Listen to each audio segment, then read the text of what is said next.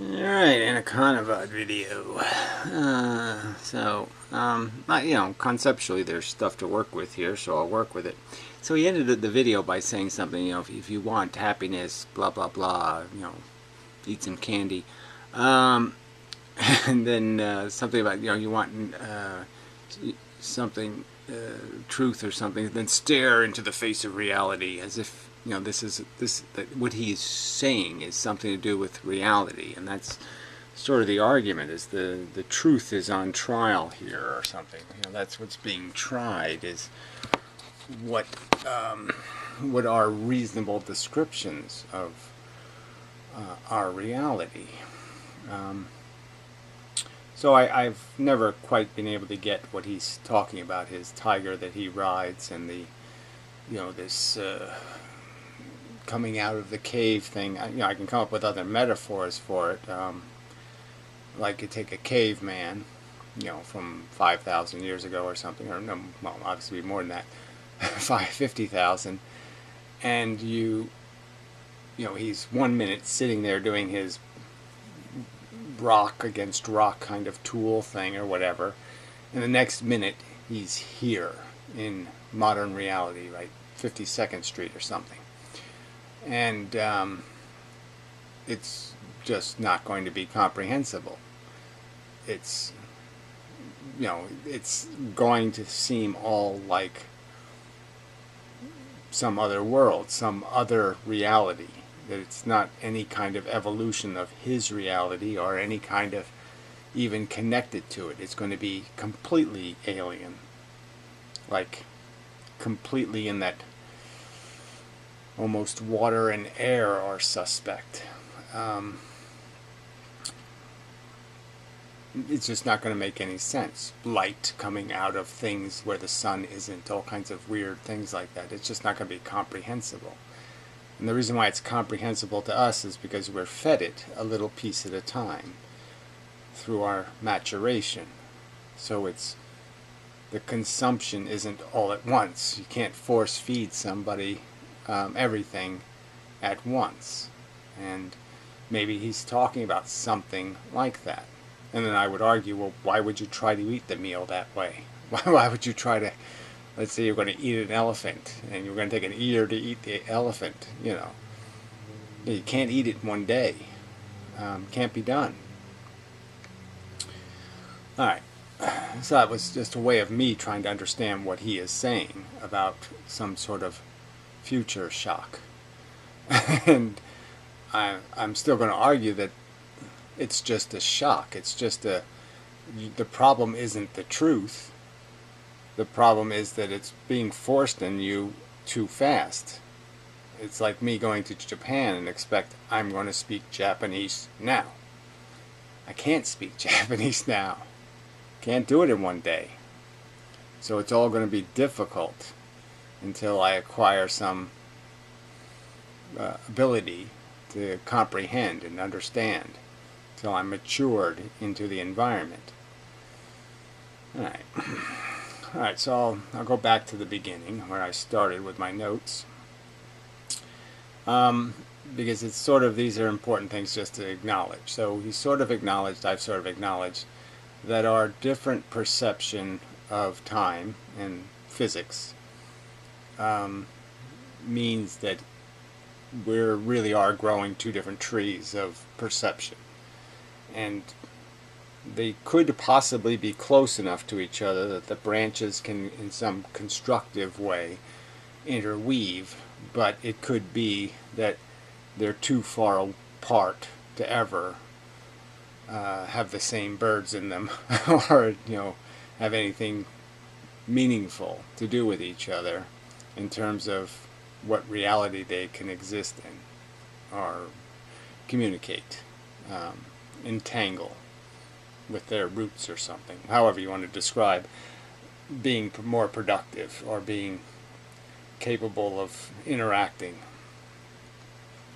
And I think I can defend a linear perception of time, that it is progressive, that it's marked by even what you might even call keyframes in a video.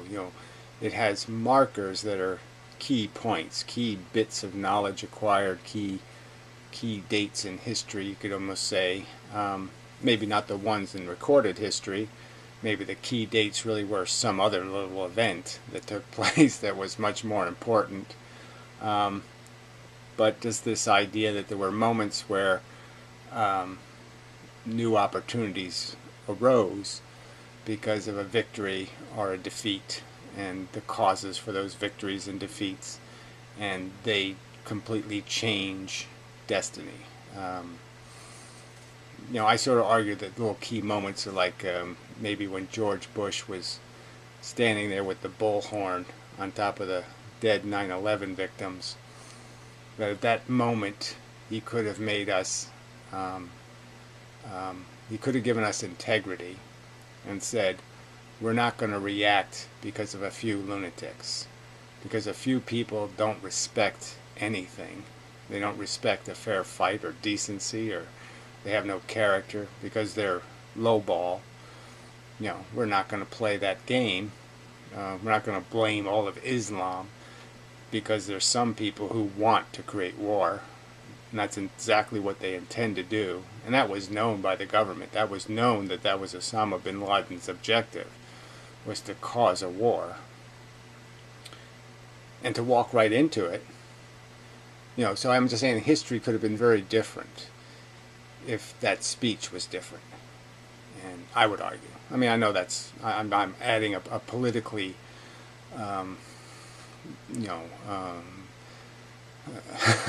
what's the word? Can't even think of the simplest words. I mean, getting old really just sucks. It's challenging, but that's not the word I'm looking for. Controversial. So yeah, I don't want to distract the conversation with politics, but I'm just saying that, okay, so there's all these moments, and I'd say these moments are real. They happen in the past, and they change the future. The future doesn't change the past changes the future. The things can be understood as different things, and it doesn't really matter to me, as I stated before. I don't care about worrying about when they happen. Just the idea that we kind of know that there's rules about which ones do what. And again, the fundamental rule is past events change future events. And so that's one of the rules. And it doesn't, like I said, I don't really care if you say the future happened first, as long as you understand that the future is dependent on the past. Anyway, yeah. And then I would argue that the other part of that progressiveness is, the whole word progressive, that it is linear, and that the process is a polishing, a perfecting. That I could say that you could even just use some simple example like, the Model A, the Model B, the Model C, the Model D, all the way up to the Model T, right? That through the process, you start off with something that's pretty crappy, and it's perfected. And you could argue that so much of some of our obvious technology has been perfected.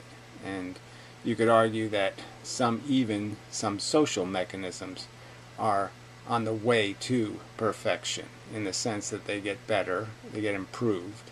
So you could argue that we have these different health distribution mechanisms in the world, and you can see which ones cost how much money, and how able to satisfy people's immediate desires they are, and all of these things. You can see the trade-offs being made, but the idea is to create a certain kind of efficiency. Is to create a system that can provide the best technology at reasonable pricing and that kind of thing, and so it's getting worked on. And I would argue that because things, in their creation, there's this period where it's spit and sputter. It doesn't just come off the assembly line perfect. Anekantavad's kind of claiming, because our civilization is still in the spit and sputter stage, that there's no escaping it, that it's always never fixed, it's never made better, it's never fully improved. And clearly we have all kinds of growing pains because of the acquisition of technology. So you could argue that in a way people were better off in the past.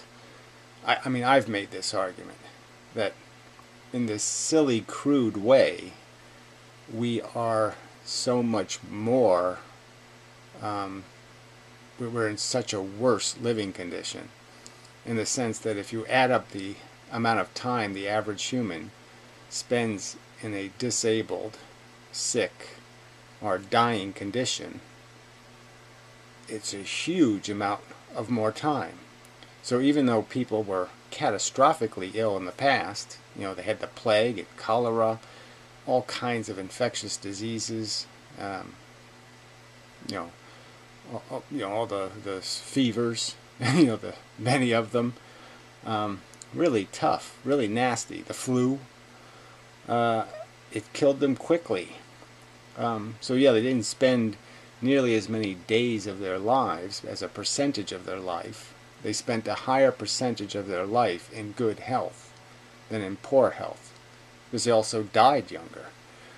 And one, I think, could argue that, you know, by that standard, they had a much, they thrived, okay, to a much higher standard than we thrive, because of that poor percentage of time spent debilitated, damaged, in pain, uncomfortable, unhealthy.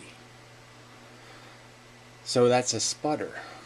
Because you're saying, wow, the future's supposed to be better than the past. It's not supposed to be, things shouldn't be getting worse like that. And you can do this with the number of people starving in the world. You can do this with people in poverty.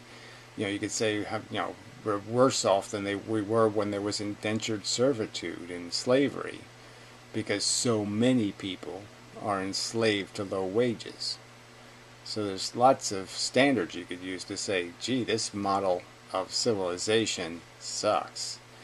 And so, but I'm just saying it's the wrong conclusion.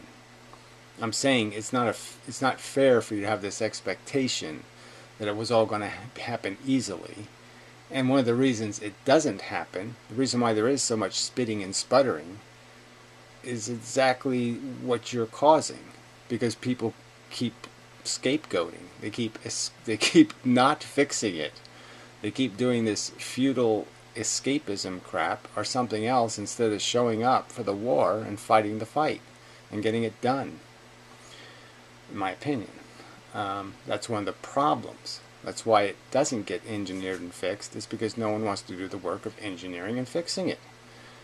They don't want to compromise what comfort they have to get it right. But I'm going to argue that it's there to be perfected. It's there to be polished. And I'm certainly arguing against all the people who don't feel like polishing, because, yeah, it's worth it. Alright. So he views the timeline as unidirectional and unprogressive. That's how I stated it, undirectional. And I quite obviously I'm arguing that no, this is something that it just isn't going to happen. You have to build it, and you have to work on engineering it, and we kind of know what we're after, in the sense that there's this way of, you know, you kind of know what being productive is, you know what being a contributor is, you know what it looks like when somebody's making more food than they're eating. Okay, when you know what it looks like when somebody's giving more than, you know, they're cleaning messes rather than making messes. And it's just identifying these things in the system and figuring out where you got to tweak it. You know, the engine's just not good enough. It's wasting fuel. It's dripping gasoline. It's getting too much oil in the cylinders. It's too dirty. It's too this. It's too that. And all of this just needs to be better engineered. And it needs to be better engineered by people who have seen the world, and people who, you know, people who do have something called intelligence. Those are the people that need to be applying that to fixing it, not to making excuses to say, fuck it, I'm going home. I'm going into my own matrix. Anyway, so again, he keeps emphasizing these points, and I'm just saying I don't think you're ever going to convince me that the past doesn't exist and the future doesn't exist and that events don't happen in this linear manner, and that what I just described as the reality. I'm pretty damn confident that that's what this is. This is something that's building, and it's a crude system, but there's it's like the pyramids. You know, when you think about people having so little knowledge of the world, but they built them, they did it, they figured out a way. Now, sure, it wasn't the most efficient way by today's standards, but they did it, and they worked it out. And I'm saying this is a game that can be worked out. It needs to be worked out, whether we like it or not. A kind of pyramid has to be built. We have to. If not doing it will guarantee sloppy. And it's like, you know, so this working on this social infrastructure thing, this cultural memes thing, there can't be anything more important, because it's going to mean the difference between, you know, increasing or decreasing that quality of existence quotient. All right. So then he says we're not a god, and yeah, that's, you know, we're people, we're just men, and we can't know, and we can't, and you know, again, that's I think of that as just an excuse. He does a lot of these references from the Bible, or I mean from religion anyway, and these mythologies, and I could argue that the Bible has a lot of that in there, that knowledge is God, that God is the Word, and that the Word was like the Ten Commandments or like the Golden Rule, and that this is hard wisdom, that this isn't meaningless wisdom, that this is really good wisdom, this is knowledge, this is the key to the game. And I think that's part of what Jesus was sort of arguing, is that you want to stop a revenge war? Well, stop making revenge. You worry about what you're doing, and if you stop being a spring, there's no energy, it can't keep happening.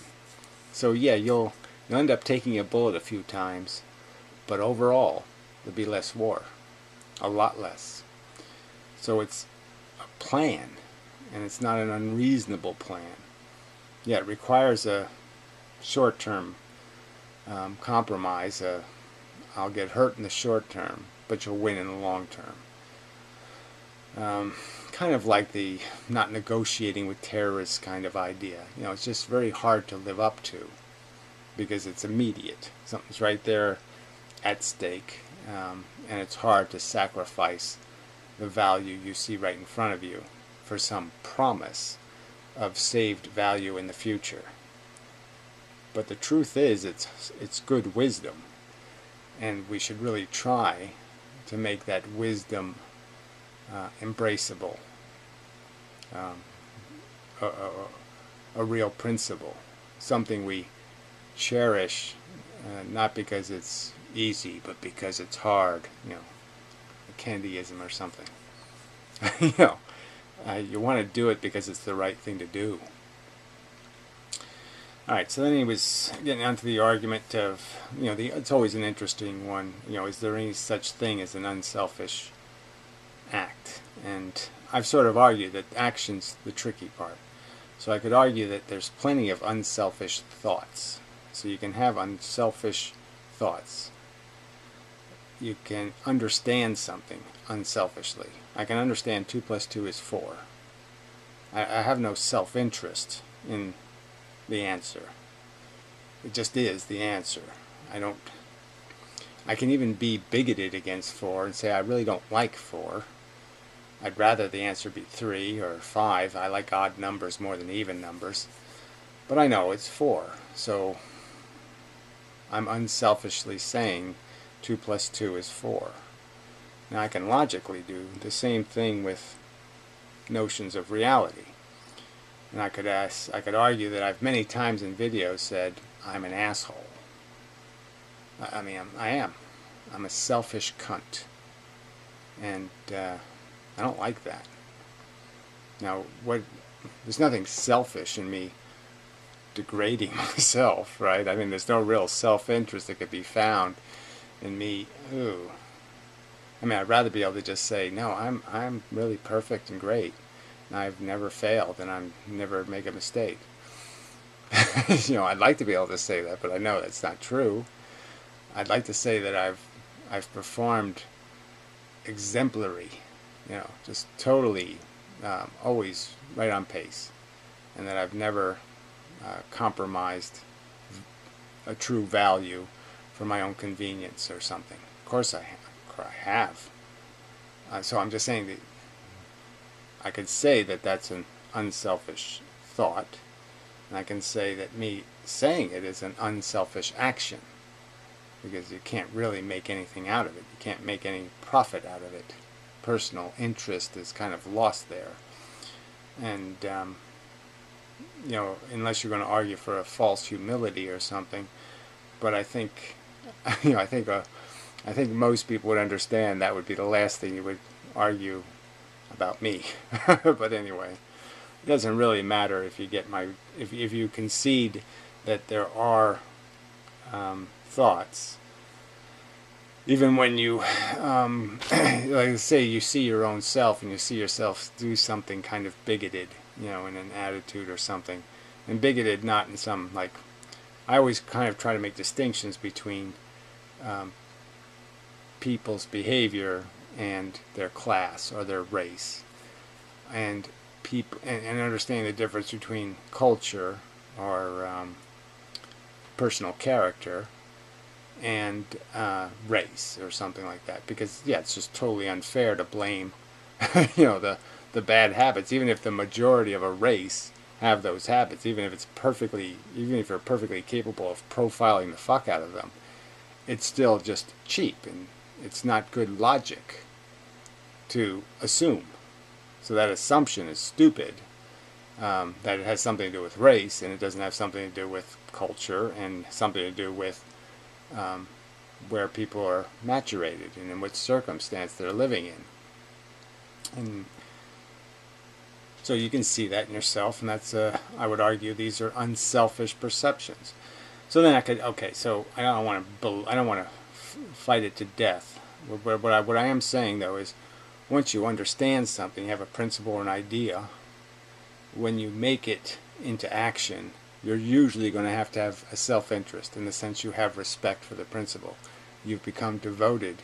You might even love the principle. Like, I might love the golden rule. I might love the idea of it. And so it is personal now, but that emotional expression is perfectly consistent, because I don't have any logical objection to that admiration. It's kind of deserved by logic, so it's not a prejudice, and it's certainly not a self-interested perception. So I can believe in things that aren't in my own interest. I could believe I'm not, as an individual, over my lifetime, I haven't been productive enough in some kind of practical ways, economically, to have my existence justified. And that if I would vote for a law that said, if you can't play the game to a certain efficiency, you sort of have an obligation to get the fuck out. It's just the way it is. But I'd give people a graceful exit. I wouldn't oblige the unproductive to be tortured. And if they really just couldn't deal with the idea of gracefully exiting, I'd give them a right to plead, to defend their existence, and to say, I'm not comfortable with dying. or defend themselves against the accusation that they aren't productive enough. But I'm just saying I have no self-interest in diminishing the value of my own existence or degrading its meaning. So anyway, all right. But I could bring up, and I have in the past, Mothers Against Drunk Driving, banning dog fighting, banning sadistic animal cruelty for fun, child labor, dangerous labor, slavery. So all these things, I think, can be argued that the people who did the work weren't doing something selfish. Certainly there are charities now that exist where it does seem like it's just a social club and they all want to feel good about themselves and wear ribbons and say, I'm fighting for, and they're all kind of proud of themselves. But I'm just saying, because it's like some vegans even, because some vegans do that, are you going to say all vegans do that? That's just an expression of a bigotry. I think you can understand that there are people who are quite sincere in the sense that they're compromising their own comfort, their own desires, because they know it's the right thing to do. And I know you don't like that. You don't like the concept of guilt, but that's what it is. It's a rational perception that's inconsistent with their personal interests, and it's kind of unselfish in the sense that the principle wins and the selfish interest loses. So I think it does qualify as a altruistic, unselfish act. But anyway, I'll concede that most actions are tainted by most people because most people are pretty selfish. So you have to kind of give them a personal interest in doing the right thing. They need to get a badge. They need to get an upgrade in their status if they do the right thing. It's not easy for people to do the right thing unless it profits them in some way. They need reward and punishment consistent with doing that. But that's sort of the catch too, right? Because I could argue that the rewards sometimes are very small for the amount of the good done for doing it. So the fact that you have to give them a little candy of ego rubbing is a minor price to pay for the good of their sacrifice. That might be a good thing to say. So that kind of altruism in the sense that, okay, it's selfish, there's a self-interest, but the self-interest is so much smaller than the contribution to the cause. And I think that's what has created these refinements in our civilization that are clearly refinements. They're clearly advancements in a positive direction that has nothing to do with self-interest, especially the ones that don't involve human interest. Okay. So then you get into this staring reality in the face again. I just put question marks. What the hell does that mean? I'm sorry. Staring reality in the face seems to me to be staring the fact of our the fact that we've left so much on the table, that everything is so underdone, everything is so spit and sputter, and there's just so much waste produced by the lack of will to do the perfecting. Okay. So, which way to go? I could go this way, or I can go that way with the notes. I think I'll go that way.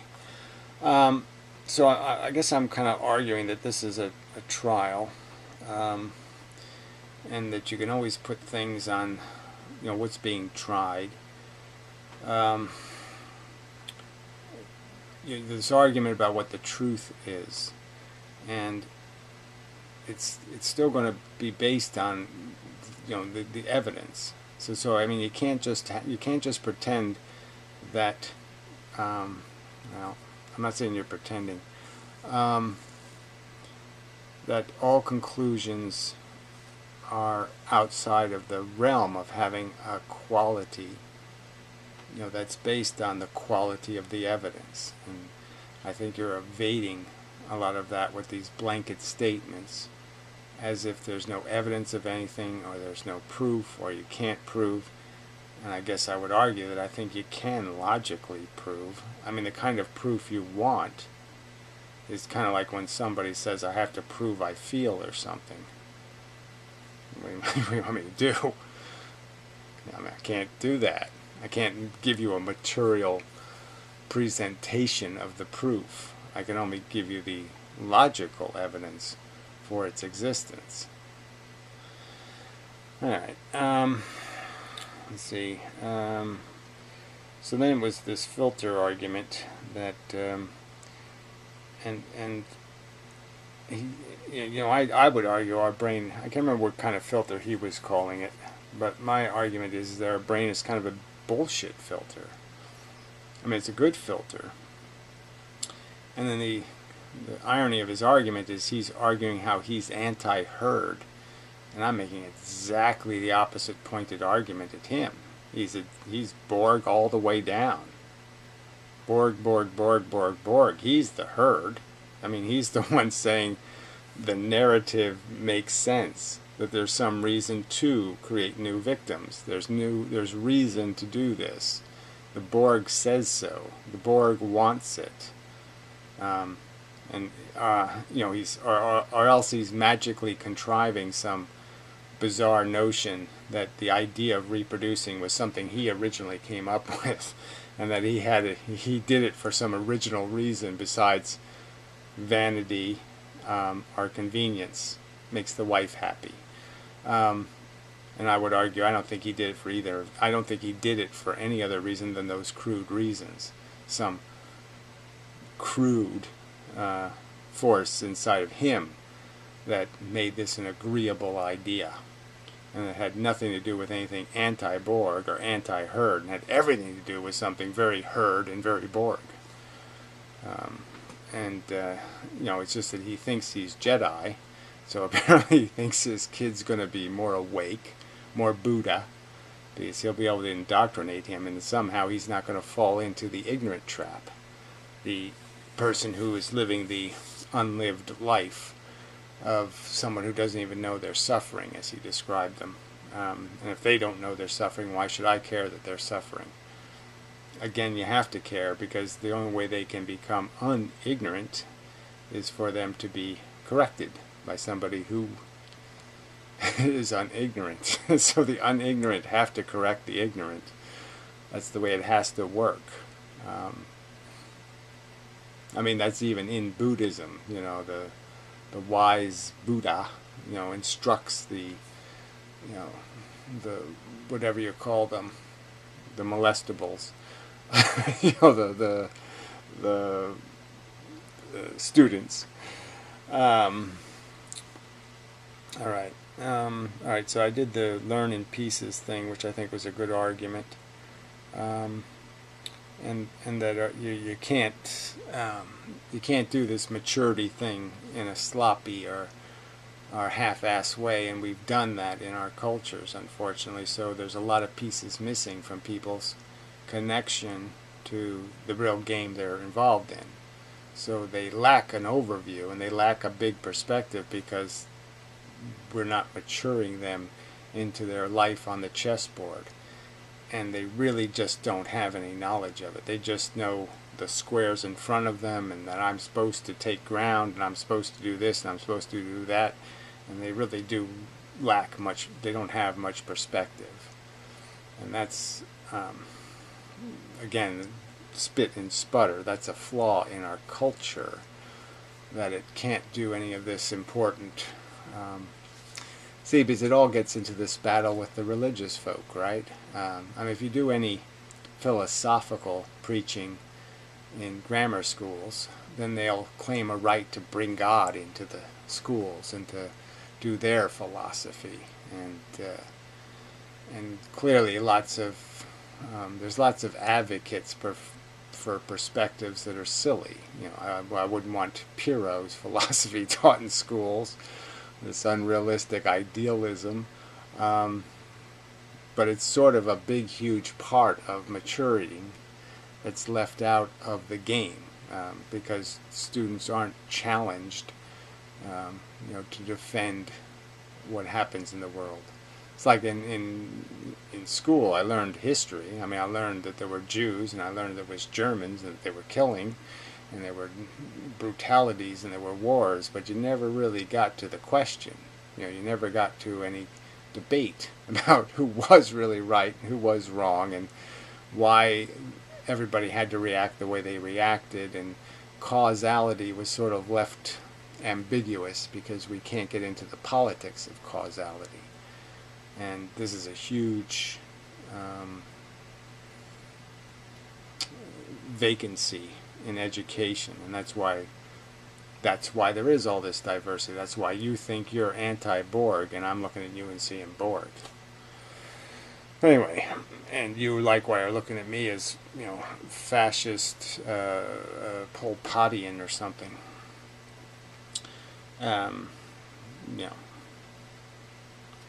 Unfortunately, because there's huge spit and sputter on foundational facts, and everybody's allowed to just make up a fairy tale and live by it. And especially now, I mean, people are actually living the WWF kind of narrative.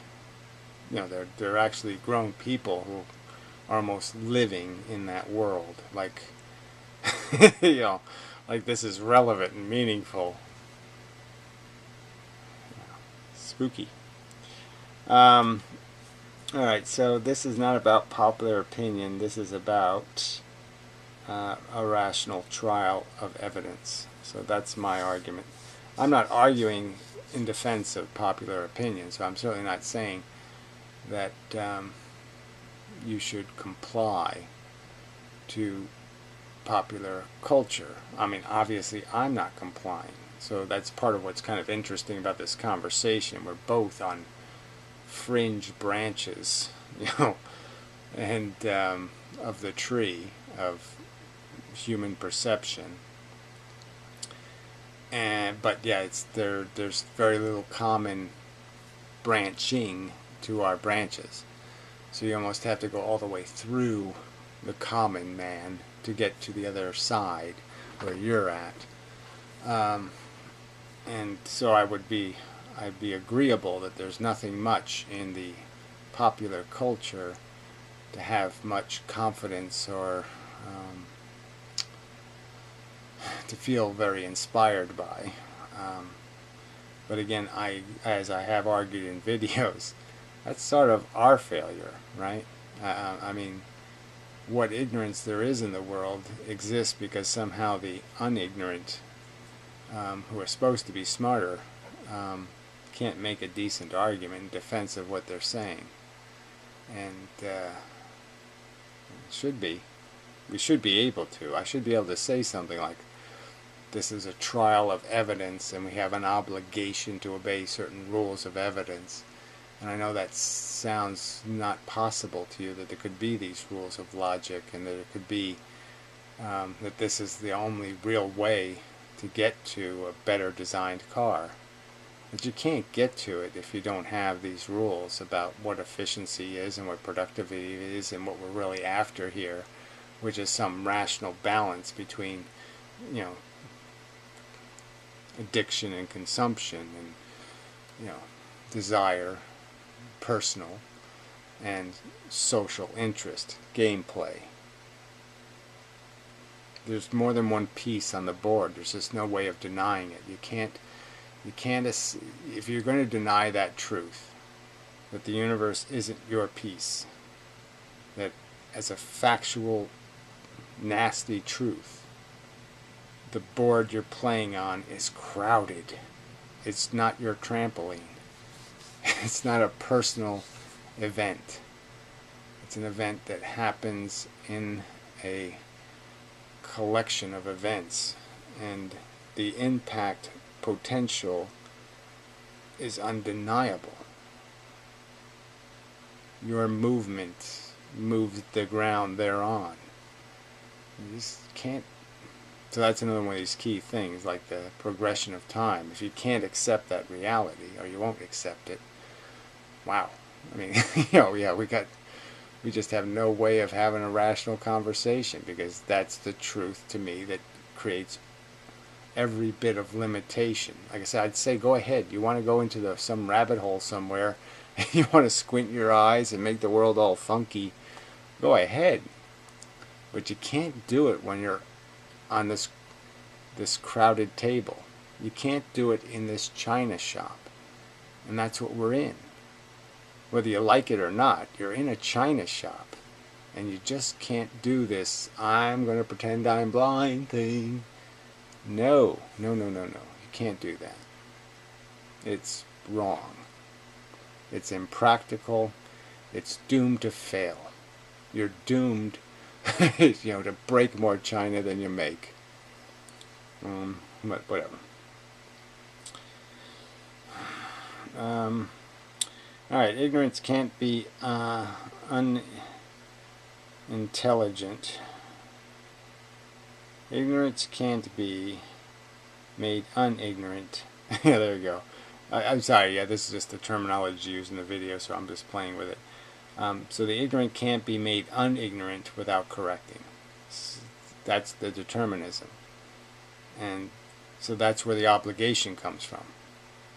The correction ain't going to happen until somebody corrects. So the people capable of correcting have to try to correct. That logic is, in my opinion, just unassailable. It won't happen if we don't make it happen.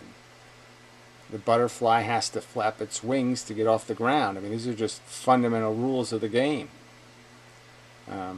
Sorry, and then he used the word like they have deliberately. And yeah, I'm personally a little pissed off, and I often use concepts like that, like they're deliberately stupid, and they're deliberately escaping, and they're deliberately playing a game, but obviously they're not doing it deliberately in any kind of, they're not being an asshole really on purpose. But it sure feels that way. It sure has the appearance of it. But you kind of know that, no, it's somehow the world has matured them poorly. Just poorly. So the last critique I would have for you is that you've used the word scapegoat, and I think that's what you're guilty of, scapegoating. And there's a huge difference between being skeptical. People make these silly arguments, simple arguments like, well, it's great to have an open mind, but you don't want it so open your brain falls out, And this idea of skepticism is reasonable. Let's be skeptical of popular opinion. Let's be skeptical of what appears to be the easily grabbed solution by the selfish cunts. I mean, that's the irony, kind of what you're saying. You're non-herd, yet I would argue that you're ahead of the herd, because the herd loves the selfish. The herd loves this me first shit, and that's why we live in shit. It's because of exactly that reason. This justification for, because truly unselfish is a little hard to define, that somehow selfish is okay. I mean, fuck. It doesn't work that way. You don't make something okay because something else is precious. You know what I'm saying? I mean, you don't make shitting in the living room okay because diamonds are rare. The two activities have almost nothing to do with each other. You're not liberated to be an asshole because it's hard to be whatever the exact opposite of that is, the perfect opposite. Because you can't find the perfect opposite of an asshole, it doesn't mean you're allowed to be an asshole, or you're free to be, or that's the only choice. Yeah. So, my sort of the other analogy I would use for it is this idea of the simple, easy answers. What we're supposed to do is try the facts, let the facts define the truth, and instead people are applying all kinds of convenient skepticism convenient blinders, convenient, I'm going to ignore those truths or those facts, and they just do this truther crap. Give me a simple enemy, give me a simple diagram, and hopefully it involves me eating cake and pudding. So, instead of going to World War II and defeating Adolf Hitler, they want the answer that says, no, you sit on the couch and eat pudding and ice cream. And that's just, garbage. That's just being an asshole if you think life works that way. It's not going to work that way. It's not going to function. It's not going to be perfected. It's just going to be a shitty piece of crap of a car. And if the human race wants to be something, it's going to have to do a lot better than this. The humans are going to have to be trying a little harder and quit playing all these games where they make up their own realities and all this kind of bullshit. And that's what I'm trying to do here, is I'm trying to force those arguments and get to them specifically, these premises that people are using to create all this fake skepticism and all this excuse for believing preposterous nonsense, like 9/11 was an inside job and we never landed on the moon and everybody's crooked and power corrupts absolutely, and blah blah, cliche after cliche after cliche of just crap, just bigoted bullshit. Scapegoat, scapegoat, scapegoat, scapegoat, because they don't want to do the work. They don't want to invest in fixing it, so they just want to declare it permanently broken because that's convenient, especially if they started bouncing first on the trampoline and all the other pieces are disrupted and falling over and falling off, and it's not them. They've got the middle ground. They've got the high ground. So all of this crap comes from people sitting in a place where they're less vulnerable, and it's just so easy when your own ass isn't in the fire. To talk shit about what it is to be burned alive. So anyway, I'll just say again, I think you are bored. And again, most importantly, the only reason why I even care that you're bored, like I said, I care that there's dead wood, that we got.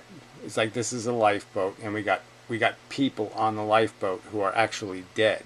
Like, fuck, why are the dead people on the lifeboat? So that would be bad. But it's not like you're a dead person. You're one of the people drilling holes in the damn boat. Let's make more of a mess. More people in the ocean. It's like you're making more sea monkeys that are going to grow into people, and then we have to put them in the boat. So, I mean, it's bad enough the dead people in the lifeboat, the ones that will make no contribution, are just a pain in the ass, just taking up space. But it's really bad when you got,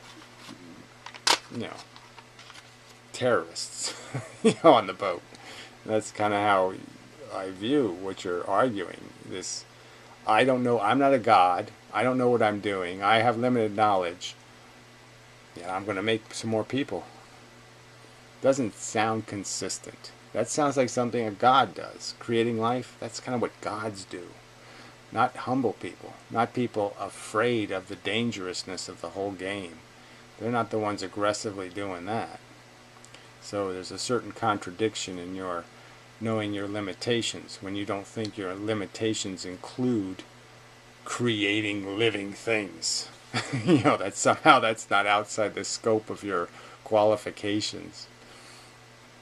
I think it is. I think you'd know it if you thought about it. You'd say, yeah, well, just because nature gave me a penis doesn't mean I know how to use it. I think you'd know that's how it works. And it's kind of just bullshit to say because I have seed, I'm going to plant it. That's just bullshit. So anyway, I think that's enough said. So, interesting, blah blah. I don't know whether we're getting anywhere. but we never have gotten anywhere, so not getting anywhere in this circular fashion may or may not be of any value. And like I said, we're both doing the same. I mean, you're arguing. I'm just saying, you're throwing it out there. This is what I am. This is who I am. Well, I'm doing the same thing. This is who I am. This is what I can't see what you're talking about as a reality. Your description is just, I have tried. I am squinting hard, and I just can't make the colors you're seeing. I can't make reality go away. I can't make the simple vision of me being one of 7 billion human beings and being one of trillions or whatever it is of other mammals breathing in and breathing out and having desires and doing all of this crap. I can't undo that as a rational perception of what's happening right now on planet Earth. That's what's happening. And it happened in the past in a different way than it's happening now. The continents were in different positions. Different animals were eating each other. All kinds of different shit. Dinosaurs were walking the earth. It was a different place in the past. And now it's a different place in the present. And it'll be a different place in the future. And I'm just saying we're the participant, where the fulcrum is. And what has been filtered out of the past is going to decide what the future looks like. We either did a good job or a bad job of mixing the past. And I don't mean we as individuals. I almost mean we as the collective of the universing. The universe is going to fail or succeed. It's not going to be us. And I'm just saying, it happens through us, though, and we can see the failure. I'm just saying, intellectually, you can see it. This trial should be, the evidence is almost, it's so conclusive. The evidence is right there. How can you keep denying the evidence? That all that is required is for us to look at it and say, that's bullshit, that's bullshit, that's bullshit. The only thing that really matters is this equation between desire and gratification, and that you have to get that without causing suffering. So you have this negative thing, the suffering, you have this desire thing, which is interesting, and you have this consumption thing you have to do it through. And you have to do this consumption thing without making this suffering wave. And if you can't come up with a good way of doing that, you can't do it. You can't play the game because it doesn't add up to sensible. It just adds up to expensive. Waste. So if we want the universe to stop being a wasteful slut, we have to recognize it's a wasteful slut. We have to recognize it for what it is. We have to say, yes, I see that it's wasting. And we must stop it wasting. Something like that. Well, the fact is we must do it because there's no one else. Superman ain't going to do it. God isn't going to do it. If it's going to happen, it's because we're going to put on our little soldier suits and we're going to go do it. That's the only way it can happen. It can't happen any other way. We have to do it. Okay.